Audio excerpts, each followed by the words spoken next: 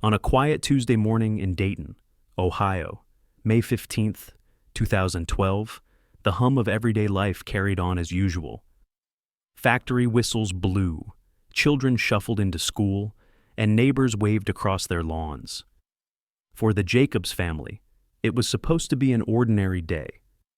Mary Ellen Jacobs, a devoted wife and mother of two, stopped at a Kroger supermarket after work, picking up groceries for dinner.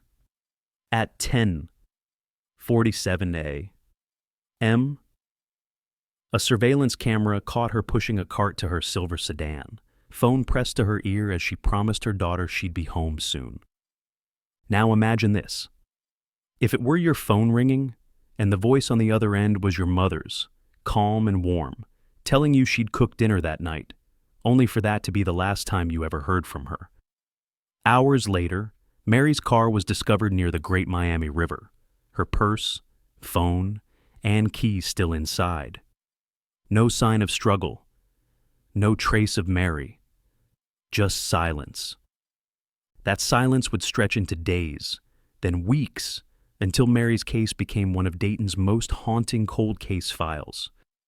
A family shattered, a community divided, and whispers of rumors that painted a devoted mother as someone who might have walked away on her own. But the truth, buried in dust, DNA, and time, would tell a very different story. This isn't just a disappearance. It's the unraveling of a secret hidden in plain sight, and the shocking truth that justice can sleep for 10 years before waking with a vengeance. Subscribe now, because this case will change how you see your own neighborhood. The morning of May 15th, 2012, was calm in Dayton, Ohio. The sky was bright but not harsh, with soft spring light spilling across the rooftops. For the Jacobs family, mornings followed a rhythm Mary herself had orchestrated for years. She was always the first to wake, moving quietly so her husband, Robert, could rest a little longer before his shift. Breakfast was simple, coffee for herself, cereal for the girls, and then she was out the door, carrying her worn leather purse and car keys that jingled with a familiar sound her daughters could identify instantly. Mary was a woman of routine. She worked as an accountant, precise with numbers, disciplined with schedules, and known for her reliability. If she promised she would be home by noon, she would arrive by noon. If she said she would cook chicken for dinner, the family could expect the oven to be preheating right on time. That predictability was a comfort to her family. It made the Jacobs household steady, even in the face of ordinary stresses. Bills, teenage drama, workplace demands. Mary was the center of that balance. That Tuesday, she left work early after finishing a half-day shift. On her way home, she decided to stop by the Kroger supermarket, a store she had been to hundreds of times. The security cameras captured her at 10:42 a.m. Her petite frame in a light blue checkered blouse, jeans, and white sneakers. She moved quickly, like someone who knew exactly where to go. Vegetables, chicken, milk, nothing unusual. Just a mother on her way home to prepare a family meal. At 10:47 a.m., another camera outside showed her leaving the store. She pushed the cart with one hand, balancing her phone with the other. Her daughter later confirmed, that was the call. Mary's voice had been cheerful, even a little rushed. She reminded her daughter to set the table, promised to be home soon, and said she wanted everyone to sit down for dinner together that night. It was short, ordinary, but in hindsight, it became the final recording of her presence in the world. For investigators who would later scrutinize the footage, nothing about Mary's body language suggested worry. She didn't glance over her shoulder. She didn't fumble or show any hesitation. She looked like any other shopper leaving Kroger on a Tuesday morning. That was part of the haunting mystery. Mary's last captured moments radiated normalcy. She loaded her groceries into her silver sedan, returned the cart, and climbed into the driver's seat. A witness, a woman named Carol, parked 2 rows away, recalled later seeing Mary's faint smile in the rearview mirror as she adjusted before backing out. That detail stuck with Carol for years, the way someone could look so serene in 1 second and vanish the next. From that moment forward, there is a void. Mary drove away, but no one saw her arrive home. No phone calls came, no text messages were returned. Hours passed. At first, Robert Jacobs didn't panic. He thought maybe traffic delayed her, or maybe she had stopped to chat with a neighbor. But by 2:00 p.m., the unease grew sharp. By 5:00 a.m., unease had hardened into dread. Dinner sat untouched on the table, plates waiting for food that never came. Robert paced the porch, straining to see headlights turning onto their street. The daughters, Emily and Sarah, pressed their faces to the window every time a car approached, only to retreat in silence when it wasn't her. By nightfall, the once lively home fell into a quiet that felt unnatural. The phone rang repeatedly, family members calling, friends checking, but each time, Robert had no answer to give. She left the store. She said she'd be home. That's all I know. 8:00 at 11:00 p.m. Unable to bear the silence, Robert dialed 911. His voice cracked as he told the dispatcher, "My wife is missing." Within minutes, patrol cars arrived. Their flashing red and blue lights painted jagged shadows on the walls of the Jacobs' modest home.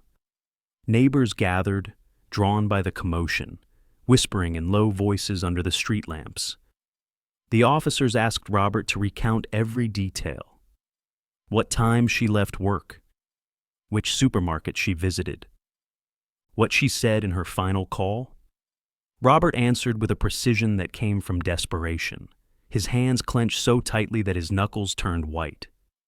He described the light checkered blouse, the white sneakers, the jeans. "She always dresses simply," he whispered, fighting back tears. The officers pressed with difficult questions. Was she depressed? Had they argued? Could she have left voluntarily? Robert's frustration flared. No, she would never leave us. She had no reason to leave. His anger silenced the room, but it did not erase the skeptical looks in the officers' eyes. Meanwhile, neighbors gathered outside in growing numbers. Some offered blankets for the daughters. Others muttered prayers. An elderly neighbor brought over a thermos of coffee, pressing it into Robert's hands. Her voice trembled with forced optimism. Mary will come back. But her eyes betrayed deep worry. By dawn the next morning, May 16th, search efforts had begun. Flyers with Mary's photo spread quickly across the city. Volunteers fanned out to alleys and streets, calling her name. Police dogs followed her scent from the Jacobs home toward downtown Dayton, but the trail ended abruptly, as if Mary had been swallowed by the city itself. That afternoon, a chilling discovery halted everything. At a secluded lot near the Great Miami River, officers spotted a silver sedan tucked behind trees. Dust coated its windows, as if it had been sitting since the day before. As they approached, hearts sank. It was Mary's car. Inside, everything was in place. Her purse sat on the passenger seat, her cell phone in the center console, the keys still hooked where she always kept them. The groceries were gone, but the car was otherwise untouched. The doors showed no signs of forced entry, no broken glass, no obvious struggle. It was as if she had parked, stepped away for a moment, and simply never returned. The sight of that car shook Robert and his daughters to their core. Robert nearly collapsed when police brought him to the scene. Emily sobbed in the arms of a neighbor, her voice breaking. "If the car is here, where's Mom?" 8:00. And here is where the story pierces deeper. Eights. If you stood by that river and saw your loved one's car abandoned, purse and phone still inside, could you convince yourself she just walked away? For Robert, the answer was clear. Mary had not left willingly. Something terrible had happened. Psychologically, this was the breaking point for the Jacobs family. Mary was not a woman prone to recklessness. She was an accountant, a caretaker, a mother who lived by schedules. Every detail of her personality contradicted the idea of vanishing by choice. She had spent years constructing stability for her family. That was her identity. For her to abandon it without a word was unthinkable. The daughters clung to that truth, replaying the last call over and over in their minds. Their mother's voice had been calm, cheerful. There was no goodbye hidden between the lines. For Emily, especially, the memory became an obsession. She would later write in her journal that the most haunting part of her mother's disappearance was not the silence that followed, but the normalcy of her last words. How can someone sound so calm, then vanish into nothing? Eights. The car, silent and intact, became a symbol of unbearable contradiction. To the family, it was proof of foul play. To the community, it was the start of rumors. Some whispered that Mary staged her disappearance, leaving behind her belongings to make it look like she had been taken. Others said Robert knew more than he admitted. Still others suggested darker possibilities, a random abduction, a predator lurking near Kroger. For investigators, the car was both a gift and a curse. It was evidence, yes, but evidence that spoke in riddles. A single brownish stain in the trunk, too small to confirm without testing, hinted at violence. A hair caught in the back seat, lighter in color than Mary's own, raised more questions than answers. Both were preserved carefully, sealed in bags, but in 2012, DNA technology had limits. Without a direct suspect to compare against, those clues might as well have been written in invisible ink. As the car was towed away for forensic processing, Robert stood frozen at the scene. Neighbors watched him with pity, but also with the creeping suspicion that comes when answers are absent. For Robert, the moment was seared into his psyche. The sound of the tow truck, the flash of police lights on the riverbank, the realization that the car was back, but Mary was not. Back at the Jacobs home, silence consumed the rooms. The untouched dinner table from the night before now felt like a shrine to absence. Each plate still waiting, each chair reminding the family of who was missing. For the daughters, this silence was unbearable. They wandered the house, pausing at doorways as if expecting their mother to suddenly appear. But she never did. Dayton as a city began to shift that week.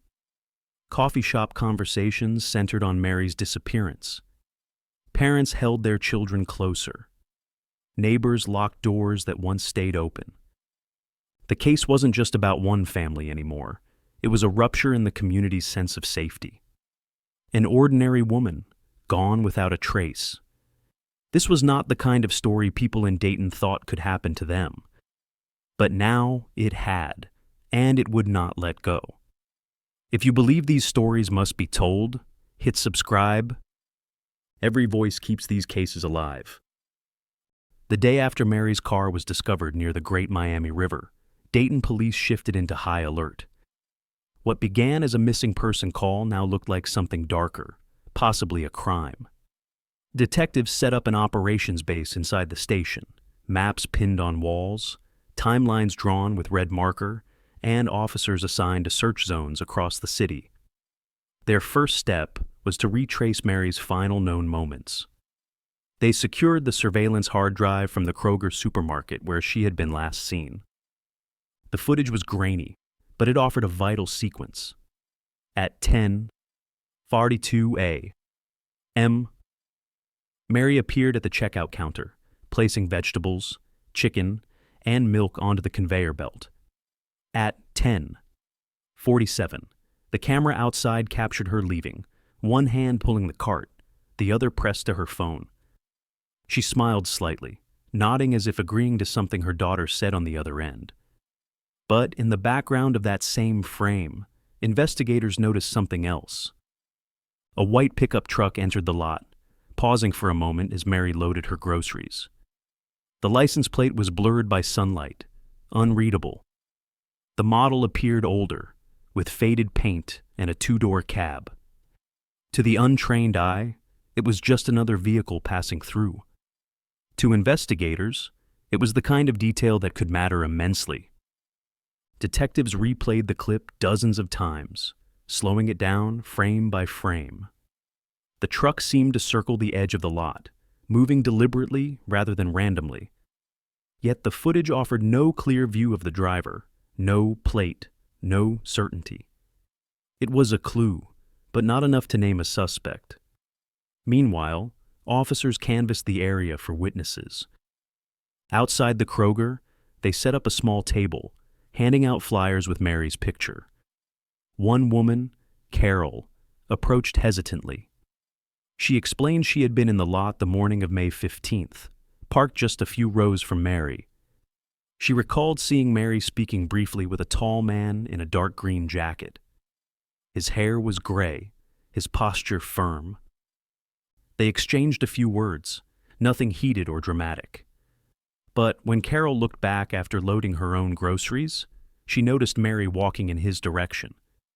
The man's face remained indistinct in her memory, blurred by distance and distraction. It was a fragment of a story, an unfamiliar man, a conversation, and then nothing. Police added it to the growing case file, but without corroboration, it became just another question mark. Robert Jacobs was called in to view the Kroger footage. Sitting in a small interview room, he watched the grainy screen as his wife moved across the parking lot. He studied her gestures, the way she adjusted the grocery bags, the way she tilted her head when speaking on the phone. For a moment, it was as if she were alive again, just a normal day frozen on film. When the footage ended, Robert lowered his head into his hands. And that's her. That's how she always was. Calm, focused. She wasn't afraid of anything, which only means someone took her right after. 8. The psychological weight on Robert deepened as the investigation advanced. At first, he was treated as a grieving husband, someone desperate for answers. But in cases like these, investigators know the spouse is statistically the most likely suspect. The questioning grew sharper. Where exactly had he been that morning? Did they have marital troubles? Was there financial strain? Could Mary have left him voluntarily? Each question felt like a blade. Robert answered as clearly as he could. He had been at work. His co-workers could verify it. And no, Mary had never spoken of leaving. But the tone of suspicion hung heavy in the air. The weight was unbearable. He was simultaneously enduring the loss of his wife and the unspoken suggestion that he might be responsible for it. At home, his daughters sensed the change. Emily, the eldest, watched her father closely, noting the way his jaw tightened when the phone rang, or how he paced endlessly in the living room. She began to fear that their tragedy was transforming into a nightmare of judgment. Her mother was gone, and now the man who loved her most was being cast under a shadow of doubt. The community, too, began to split. In the early days, neighbors rallied around the family, bringing food, helping with searches, and standing shoulder to shoulder at candlelight vigils. But as days turned to weeks without answers, whispers spread. Some believed firmly that Mary had been abducted. The abandoned car, the purse and phone left behind, the witness account of a strange man, all signs pointed to foul play. These neighbors kept searching, kept passing out flyers, determined that someone out there knew something. Others, however, began to speculate differently. They pointed to rumors in the local press that Mary had debts, that she sometimes seemed stressed at work, that marriage wasn't always perfect. Could she have staged her disappearance? Could she have walked away from her family willingly? It was cruel speculation, but it spread like wildfire. In grocery store lines, in church pews, in hushed conversations on porches, people whispered, maybe she wanted out. Maybe Robert knew more than he was saying. For Robert, the psychological toll was brutal. Every sideways glance from a neighbor, every pause in conversation when he entered a room, became another weight pressing down on him. He replayed his marriage in his mind, 30 years of partnership, of dinners and vacations and raising children. He knew Mary would never abandon them. But proving that to a community eager for explanations was nearly impossible. The local newspaper didn't help. Headlines read, "Police don't rule out voluntary disappearance," or "Stress at work may have played a role." These words cut deeply, not only into Robert, but into his daughters, who faced classmates whispering in school hallways, "Your mom ran away." The cruelty of rumor was as sharp as any knife. Detectives tried to keep the search alive. They examined abandoned warehouses, overgrown railway tracks, and stretches of the riverbank. Each effort ended in frustration. No trace of Mary. No witnesses beyond the vague memory of a man in a parking lot. By late summer of 2012, hope began to dim. Volunteers dwindled. Reporters stopped calling as frequently. For many in Dayton, life moved on. But for Robert and his daughters, time had frozen on May 15th. Every night ended with the same hollow silence. Every morning began with the same unanswered question. Where is Mary? It was in these weeks that a darker realization crept through the community. Without new leads, without a suspect, the case seemed to be slipping into limbo. The word no family wants to hear began to circulate in hushed tones among detectives and journalists alike. Cold case. Whispers began. Would this join the growing list of Ohio's cold case files? By November of 2012, 6 long months after Mary Ellen Jacobs vanished, the rhythm of Dayton had shifted back to its ordinary pace. Headlines that once screamed, "Missing mother's car found by river," shrank to smaller side columns, buried under stories of elections, factory closures, and high school football victories. The public obsession that had burned hot in May now cooled into indifference. For the Jacobs family, that indifference was more painful than any headline. Inside the Dayton Police Department, the investigative team met in a cramped conference room to discuss Mary's case. Lieutenant Charles Monroe, who had led the search since day one, stood before a whiteboard crowded with dead-end leads. The white pickup truck with no plate, the vague witness description, the stain in the trunk, the unidentified hair. Each clue had been chased and exhausted. Each had led nowhere. "We've done all we can with what we have," Monroe finally said, his voice carrying the weary finality of a man defeated. "Without new evidence, without a suspect, we have to move it to cold case." The words landed like a hammer. Detectives who had walked miles of riverbank, combed abandoned warehouses, and spent sleepless nights poring over footage lowered their eyes. Paperwork was stacked into a thick file, photographs tucked inside, evidence sealed in plastic bags. A label was stamped across the top. Jacobs, Mary Ellen. Missing person. May 2012. The box was slid onto a high shelf in the evidence room. And just like that, the most haunting disappearance in Dayton in years became official. A cold case.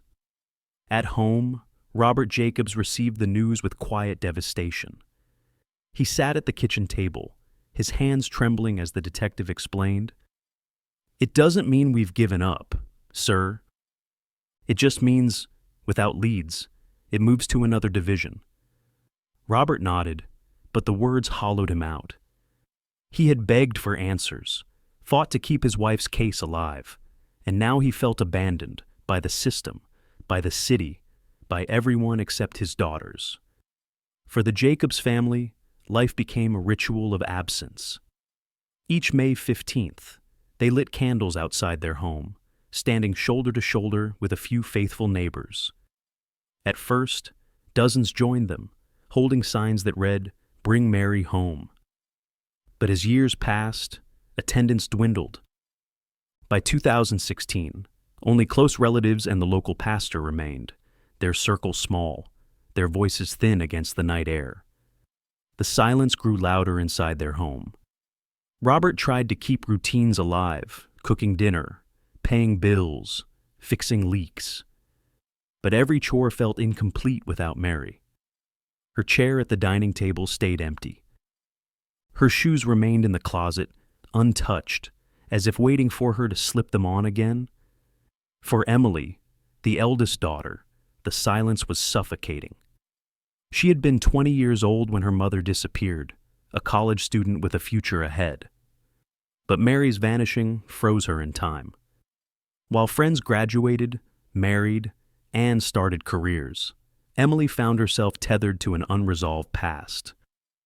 Each year that passed felt like another betrayal, not just from the killer who took her mother, but from a community that allowed her memory to fade. Emily often replayed the day the police moved the file to the cold case unit. She remembered reading the headline, "A Forgotten Disappearance." The words felt like a verdict, not only on her mother's life, but on their family's grief. Forgotten, buried, left behind.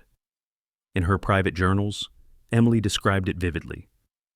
Mom didn't just vanish from the Kroger parking lot. She vanished from the city's memory. And that is the deepest pain, to lose her twice. First to whoever took her, and then to silence. AIDS. That silence became a psychological cage. Emily wrestled with feelings of anger and abandonment. She hated the rumors that once suggested her mother left willingly, but she hated even more the apathy that came afterward. People stopped asking. Neighbors stopped dropping by. Teachers stopped offering words of comfort. Dayton, as a city, seemed to decide Mary was gone and would never be found. To cope, Emily clung to rituals. Each year she organized the candlelight vigil, even if only a handful attended. She wrote letters to newspapers, begging them to revisit her mother's story. She called tip lines, even when there were no tips to give. Her determination bordered on obsession, but it was the only way to resist the weight of silence pressing on her. Robert, in contrast, withdrew. He spoke less about Mary as years passed, not because he forgot her, but because mentioning her reopened wounds too deep to bear. He sat in his recliner at night, staring at the wedding photo by the mantel, tears welling quietly. Emily interpreted his silence as surrender. In her eyes, even her father was slipping away into the numbness that consumed everyone else. This difference created a fracture between them. Emily grew bitter, believing she was the only one still fighting to keep Mary alive in memory. Robert, worn down by grief and suspicion, tried simply to survive. The psychological toll was immense. Experts often note that families of the missing suffer a unique kind of trauma, different from death, different from divorce. It is called ambiguous loss. The pain of not knowing, of living suspended between hope and despair. For Emily, ambiguous loss became her defining reality. She couldn't grieve because there was no body. She couldn't move on because there was no closure. And as the years passed, the cold case files grew thicker across Ohio. Each folder represented someone lost, someone waiting. In that sea of forgotten names, Emily feared her mother would drown. For nearly a decade, Mary's name was just another folder in the cold case files. The city moved on. Factories closed, new businesses opened, neighborhoods changed. For many Dayton residents, Mary became a fading memory, a half-whispered story told in passing. "Oh, right. Wasn't there a woman who went missing years ago?" They never found her, did they? 8. But for Emily, forgetting was impossible.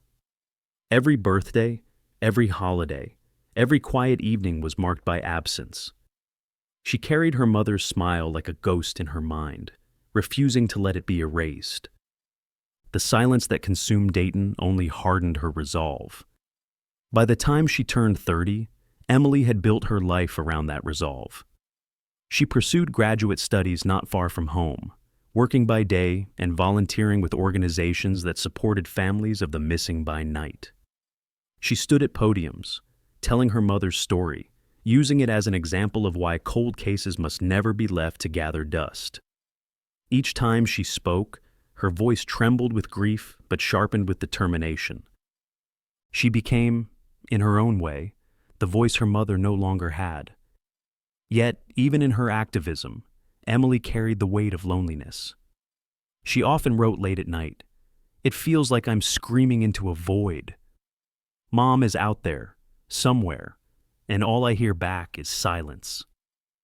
That silence was her enemy, more relentless than any suspect. And still, she kept fighting.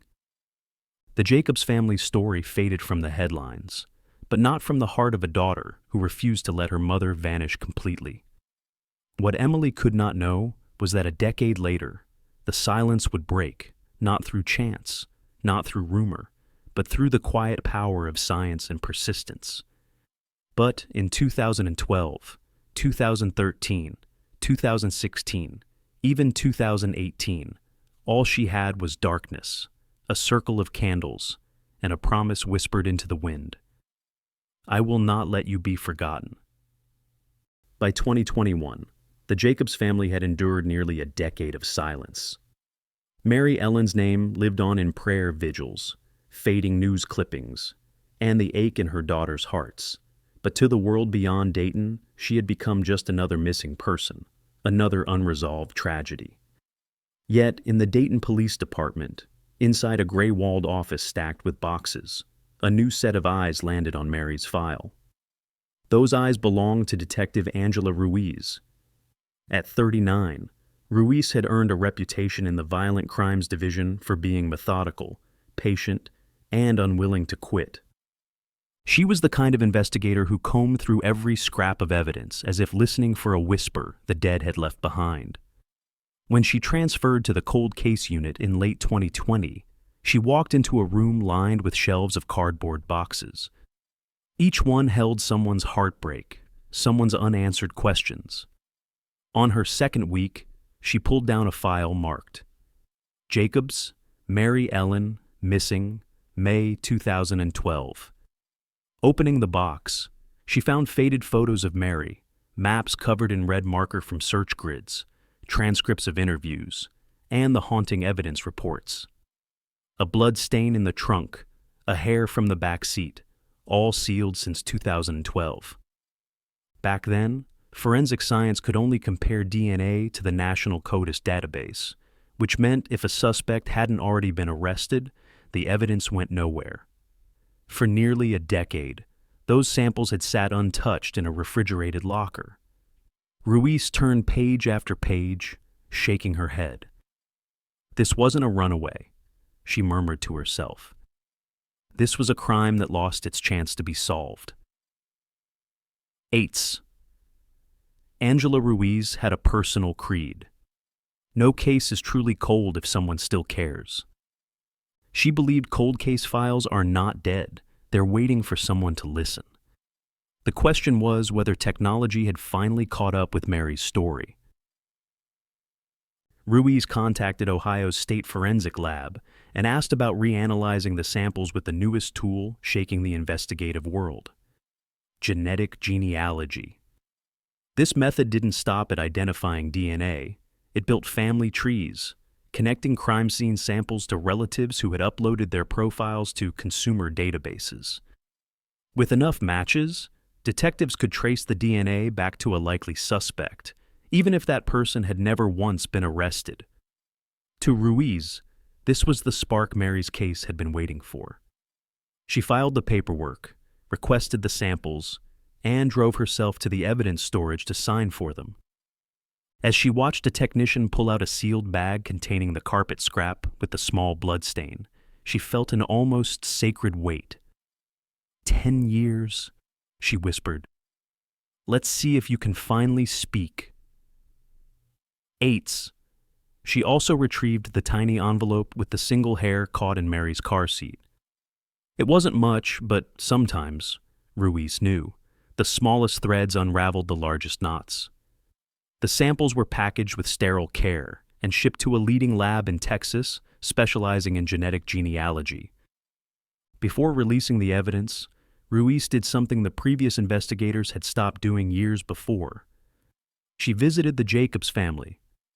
Robert Jacobs and his eldest daughter Emily still lived in the same Dayton home, Mary's photo framed above the mantel. Ruiz sat with them at the dining table, hands folded, voice steady. I know you've heard empty promises before, she said softly. But technology is different now. We have the chance to test the blood and hair again. It won't bring Mary back, but it might finally tell us who was with her that day. Robert stared at her, torn between hope and fear. Emily clutched her father's hand. She was nearly 30 now, hardened by years of silence. But when Ruiz said the words DNA testing, her eyes welled. 10 years of waiting, and now a detective was asking them to believe again. Weeks turned into months as the samples made their way through the painstaking process of genetic mapping. Ruiz buried herself in the case while she waited. She reconstructed every timeline, every statement. Mary leaving Kroger at 10. 47 all. The mysterious white pickup appearing seconds later, a witness reporting a tall man in a green jacket. She pinned each detail to a large corkboard in her office, connecting them with red string until the wall resembled a spider's web of unanswered questions. Late at night, when the building was empty, Ruiz would sit in the glow of her desk lamp staring at the board. Some detectives felt haunted by cold cases. For Ruiz, it was different. She felt the victims speaking, pushing her forward. If you were Mary's daughter, she thought to herself, and heard the words DNA match after 10 years, what would your heart do? The envelope from Texas arrived in November 2021. Ruiz held it with both hands, palms sweaty. She opened the report and scanned the results. The DNA didn't match any single person directly, but it did connect to a sprawling family tree in Dayton. The Miller family. Multiple relatives showed partial matches strong enough to confirm the blood and hair belonged to someone from that lineage. The lab narrowed it further. A male, born between the mid-1950s and early 1960s. Ruiz's heart pounded as she cross-checked names. One stood out, Thomas Miller, 54 years old in 2012, a freelance electrician, lifelong Dayton resident. He lived less than half a mile from the Kroger where Mary was last seen. And on May 15th, 2012, employment records showed he was absent from work, with no explanation. Ruiz underlined his name, drew a red string from Mary's photo to his record, and whispered, "We have you." Still, suspicion was not proof. Ruiz knew that building a case against Thomas Miller would require patience and precision. She dug deeper. DMV records revealed Miller owned an old white Chevrolet pickup between 2010 and 2014. The same type of truck caught circling the Kroger parking lot. She reviewed old police notes. A witness described a tall man with graying hair, a green jacket. Miller, in 2012, fit the profile almost perfectly. She cross-referenced his address with the path Mary likely took from the supermarket, and it ran directly past his street. Piece by piece, the web tightened. But Angela Ruiz was careful. She knew how fragile hope could be for families like the Jacobs. Too many times they had been told leads would break the case, only for silence to follow. She didn't tell Robert and Emily everything yet. Instead, she shared carefully. 8. The DNA links to a family in Dayton. We're closer than we've ever been, but we need more. 8. Emily nodded, her hands trembling. For the first time in 10 years, I feel like Mom is finally being heard. Behind the scenes, Ruiz set up discreet surveillance. Officers tailed Miller's routines, documenting his movements from a rundown house on the city's edge to local bars and job sites. They collected discarded beer cans, cigarette butts, anything that might hold live DNA to confirm the match. In her reports, Ruiz wrote, "This case is fragile. One mistake, one leak to the media, and we could lose him." 8.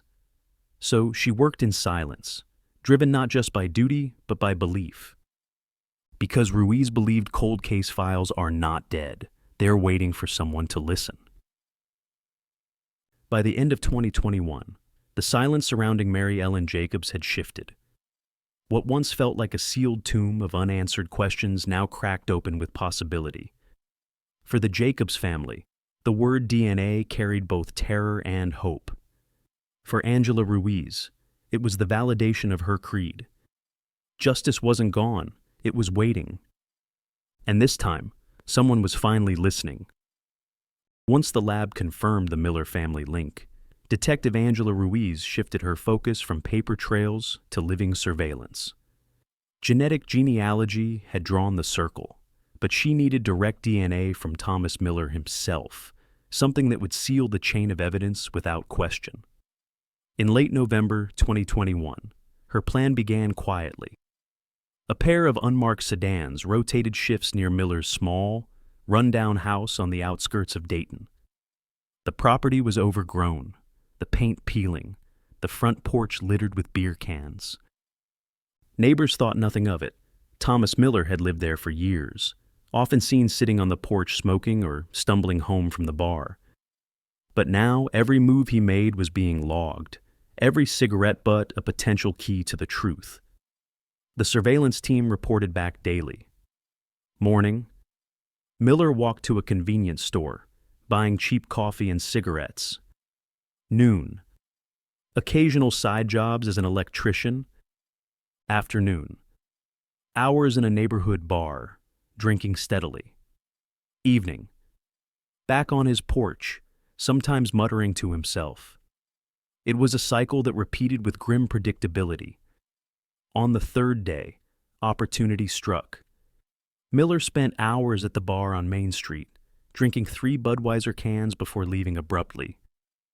Within seconds of his exit, an undercover officer collected the cans, sealed them in sterile bags, and marked them for evidence. The following night, another officer snagged a cigarette butt Miller tossed from his porch. To the untrained eye, it was just trash. To Ruiz, it was a potential confession written in saliva and ash. She sent the items to the lab with urgent priority. For days she barely slept, waiting for the results. When the report came back, her heart thudded as the words jumped off the page. DNA from Miller's beer can and cigarette matched the blood found in Mary's trunk with 100% certainty. There was no margin of error. After 10 years of silence, the evidence had spoken with absolute clarity. Ruiz briefed her commanders and the prosecutor's office. The room fell silent as she outlined the case.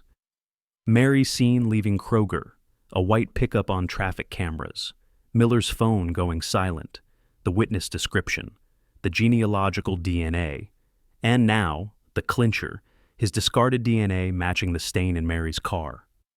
The prosecutor leaned back, exhaling. That's enough for a warrant. 8. From that moment, the case shifted gears. Surveillance was no longer about watching. It was about preparing. The plan for Miller's arrest unfolded over days of tense meetings. SWAT would execute the warrant at dawn, minimizing the risk of resistance. The suspect was a middle-aged man, known to drink heavily, possibly volatile. They had no idea whether he still possessed weapons or whether he would attempt to flee. On March 15th, 2022, Dayton awoke to a foggy morning. But on one quiet street, the mist was pierced by the silent movement of black-clad officers. Armored vehicles sealed both ends of the block. Detectives crouched behind unmarked cars. The SWAT team assembled near Miller's sagging front porch, helmets on, weapons ready. In the command vehicle, Ruiz sat with her eyes on the clock, C6 a.m. sharp. She thought of Robert and Emily, their decade of grief. She thought of Mary's last moments, her fight, her blood sealed in that trunk. And she thought of the words Miller had muttered during interrogation prep. "You'll never find her." Eights. The radio crackled. "Go, go, go." The wooden door shuddered under the force of the battering ram. A thunderous crack echoed through the neighborhood. "Dayton police! SWAT! Open the door now!" Eights. Startled lights flickered on in nearby houses. Dogs barked, curtains twitched. The door gave way on the second strike, splintering inward. Officers surged into the cluttered living room, where Thomas Miller stumbled down the hall, eyes bleary, mouth agape. What's going on?" he stammered, still half drunk from the night before. Within seconds, he was pinned to the floor, wrists clamped in steel cuffs. Officers swept the house, clearing each room, their shouts reverberating off peeling wallpaper. On the porch, neighbors gathered, shivering in pajamas, faces pale as they watched the man they had known for years dragged out in chains. Miller yelled, "I didn't do anything." "You've got the wrong guy." But his protests were drowned out by the clink of handcuffs and the rapid-fire clicks of reporters' cameras. Because somehow, word had already leaked. By the time Miller was escorted to the waiting van, at least half a dozen journalists were on the scene, microphones thrust forward, flashes igniting the fog. Within an hour, the footage was on every Ohio news channel. Arrest in 2012 Dayton cold case. For the Jacobs family, the call came early. Detective Ruiz dialed Robert as Miller was being booked. Her voice was steady, though her chest tightened with the weight of what she was about to say. "We have him. He's in custody." Eights. On the other end, silence. Then a sound halfway between a sob and a sigh. Robert whispered, "After 10 years." Emily's voice cracked in the background. "We finally know." Eights. It wasn't closure, not yet. But it was the first time in a decade that the family felt the tide turning.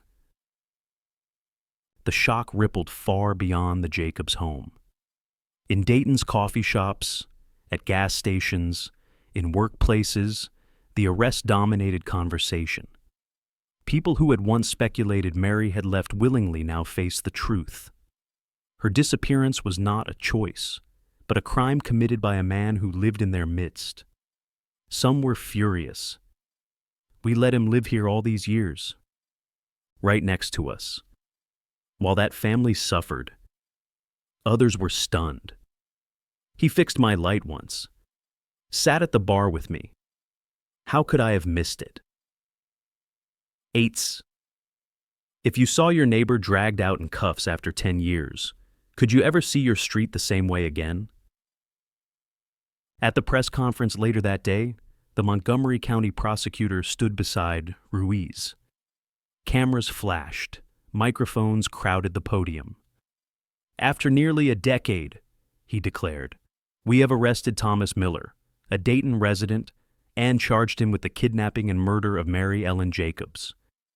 DNA and supporting evidence confirm his role. Justice has taken time, but it has not been denied. 8. Reporters fired questions about motive, about Miller's past. Ruiz, standing quietly beside the prosecutor, kept her answers calm.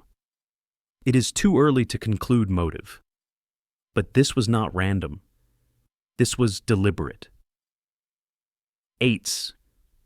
For Robert and Emily, watching the press conference on TV, the sight of Miller in an orange jumpsuit being led into custody was surreal. Emily pressed her hands to her mouth, tears streaming. "Oh, Mom, they finally see you." Robert sat still, eyes fixed, whispering, "Finally, justice has knocked on our door." But beyond the relief lay a deeper unease. Miller had been a neighbor, a familiar face, someone who had blended into Dayton's ordinary rhythms.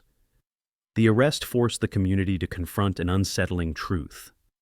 Sometimes evil doesn't lurk in shadows, but sits on a porch in broad daylight, sipping a beer. For Ruiz, it was a validation of her creed. Cold case files weren't dead. They were waiting. And this time, she had listened. Justice delayed doesn't mean justice denied. If you're still with us, click like to push this story into the light. In the interrogation room, Thomas Miller sat slumped in a metal chair, wrists chained, eyes bloodshot. For hours he denied everything, shaking his head, insisting he had never heard of Mary Jacobs. But as detectives pressed with the DNA evidence, the cracks widened. Finally, with a bitter smirk, he muttered, "You'll never find her." 8. The words froze the room. They weren't a denial. They were a clue. Detective Angela Ruiz leaned in, steady, letting the silence hang. "Tell us where, Thomas. 10 years is long enough." 8. Days later, Miller relented under pressure. His voice flat, detached. He named an abandoned industrial lot near Germantown Metro Park, west of Dayton.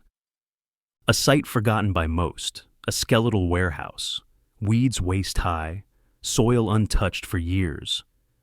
By afternoon, the convoy arrived.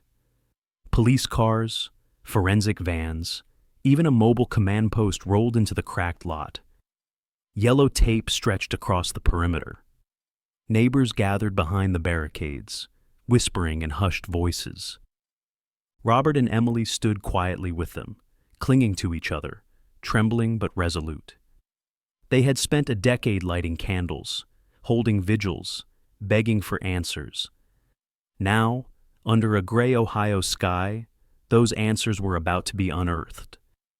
The forensic team moved in with shovels and ground-penetrating tools. Every scrape of metal against soil echoed in the heavy silence. Reporters lined the barricades, their voices subdued for once, as if the earth itself demanded respect. After an hour of digging, a technician's voice cut through the tension. "There's something here." 8. The site stilled. Cameras zoomed. Officers leaned in. Slowly, a pale ivory bone surfaced through the dirt. Then another. Piece by piece, a small skeleton emerged, fragile but unmistakable. Emily gasped, collapsing into her father's arms. Robert fell to his knees, his hands clutching his face, the years of waiting crashing down all at once. And then, as if fate had chosen the cruelest proof, a glint appeared in the soil. A simple gold wedding band, its inscription still legible. RRM, Robert and Mary. The ring was lifted gently, placed in a sterile evidence bag, but to Robert it was no artifact. It was her. It was their life, their promise, their love. Tears streamed as he whispered, "She's finally home." 8. For the Jacobs family, the moment was both unbearable and strangely relieving. 10 years of imagining, fearing, clinging to rumors and doubt, now replaced with the raw truth. Mary had not walked away. She had not abandoned them. She had been here, waiting under cold soil, silenced by violence but not forgotten. The remains were transported to Montgomery County's forensic lab for confirmation, but in the hearts of everyone present, there was no doubt. The ring, the keys, the bones, they belonged to Mary Ellen Jacobs. Reporters filed their stories within hours. The headlines blazed across Dayton. Mary Jacobs' remains found after 10 years. For a community once divided, the discovery was a reckoning. One of Dayton's most haunting cold case files finally revealed its truth. At the Jacobs home that night, neighbors arrived carrying candles and flowers, filling the street with a quiet procession. Mary's framed photo sat in the window, surrounded by flickering light. A neighbor whispered, "She's finally back with her family." Eights! Robert held the ring in his hand, weeping openly for the first time in years. Emily clung to him, her tears mixing grief with release. For a decade she had written in her journal that her mother had been swallowed by silence. Now the silence was broken.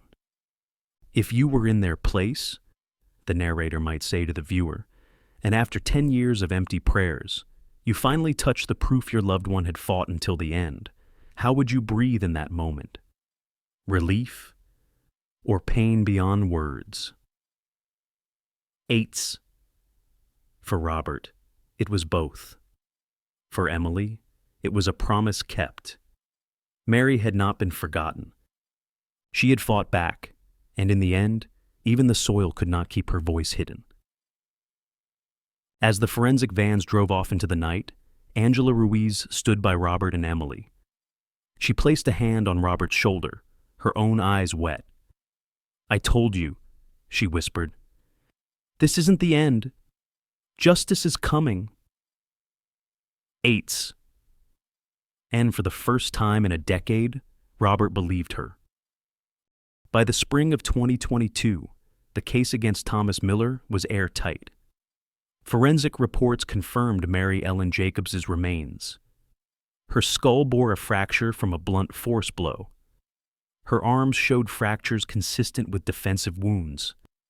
Most damning of all, DNA scraped from under her fingernails matched Miller's perfectly, evidence that Mary had fought fiercely before her life was taken.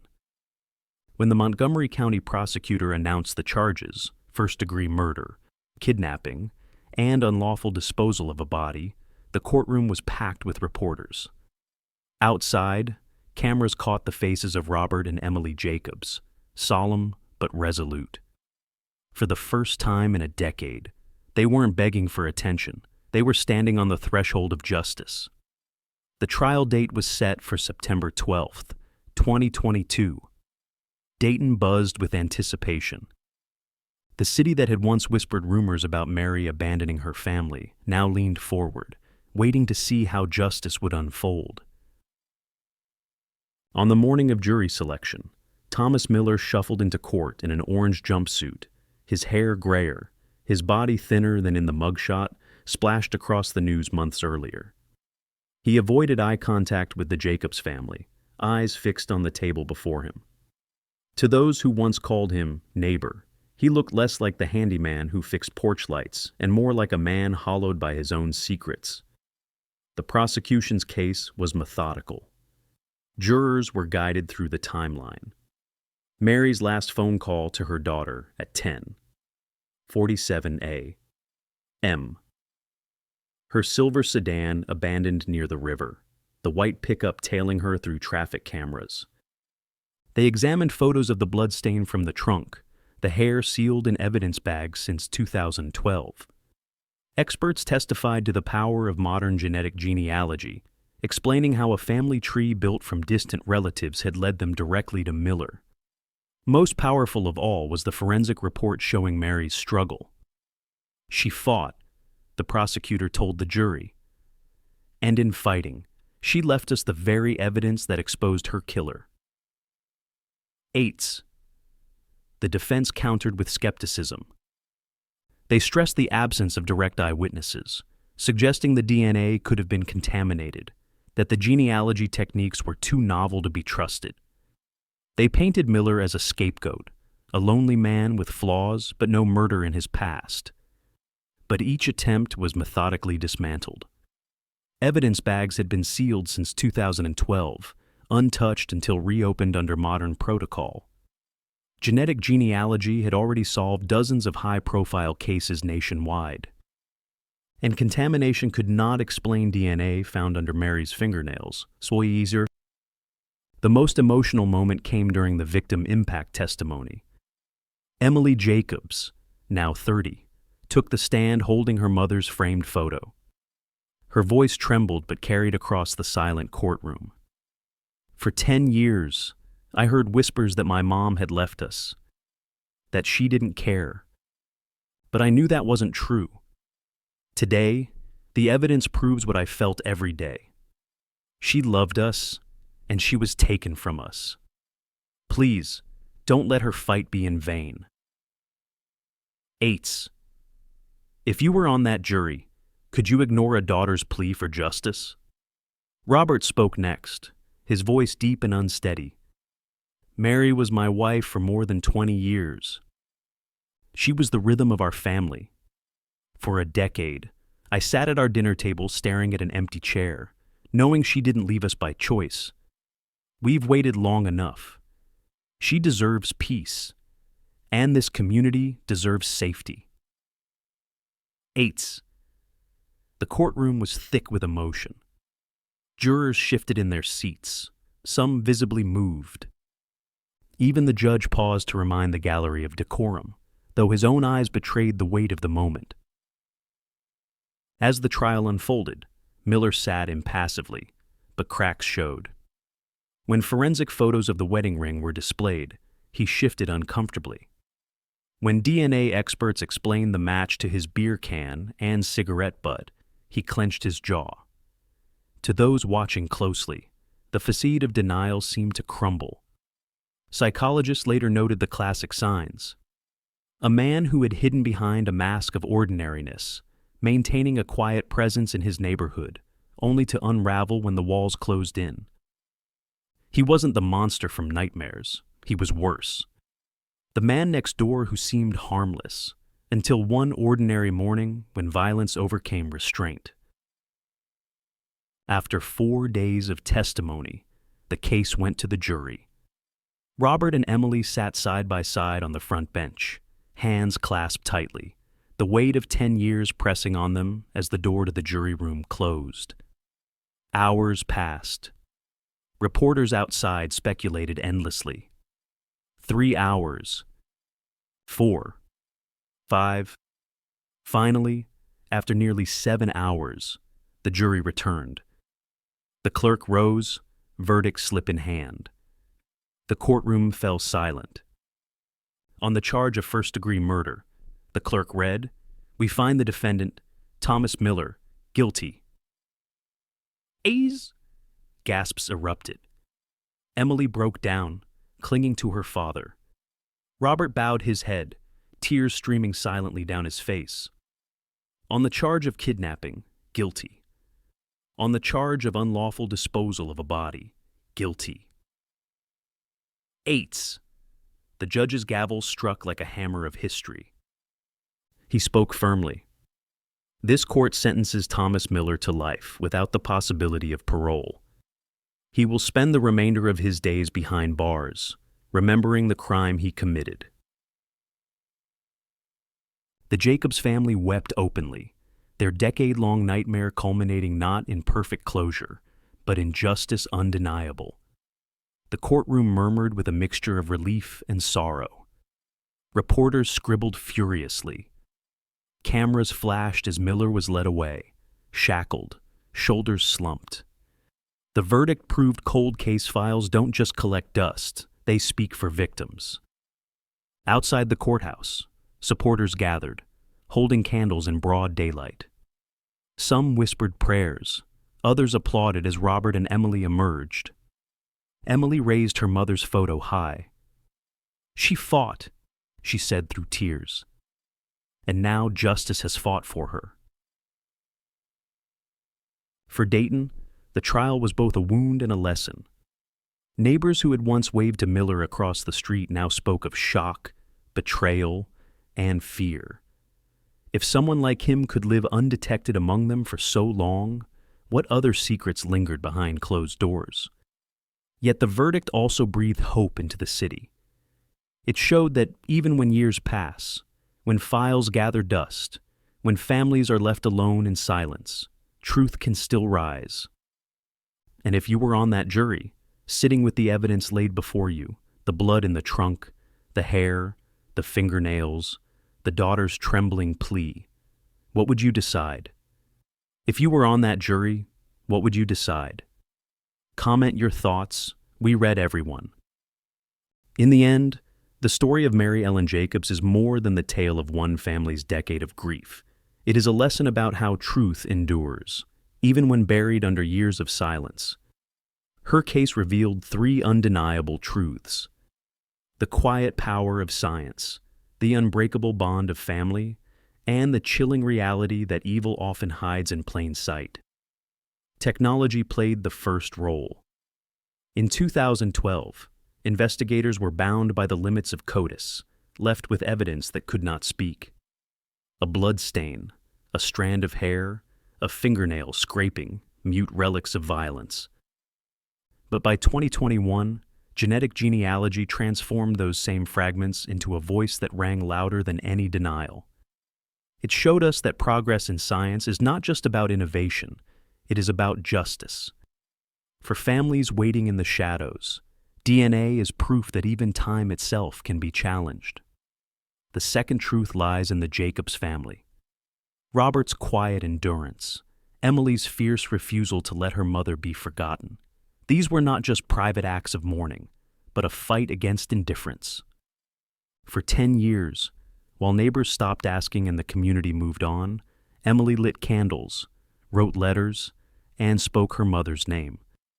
She fought against silence. And in doing so, she became the reason the case was reopened. Families like hers remind us that the missing do not vanish as long as someone refuses to let them go.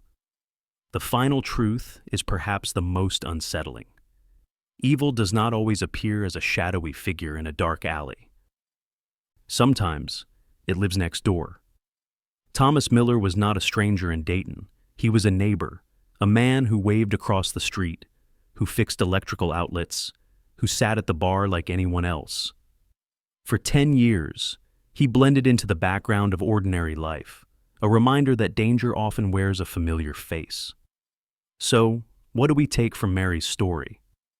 That vigilance matters, that silence can be broken, that justice, though delayed, can still find its way. And here's where you come in. If this were your family, would you give up after 10 years or fight until the truth came back to light? Every case we tell is more than history. It is a call to remember. A call to keep pushing, keep listening, and keep believing that no story should be left in the dark. Subscribe to Silent Evidence, because cold case files don't die. They wait for someone to listen.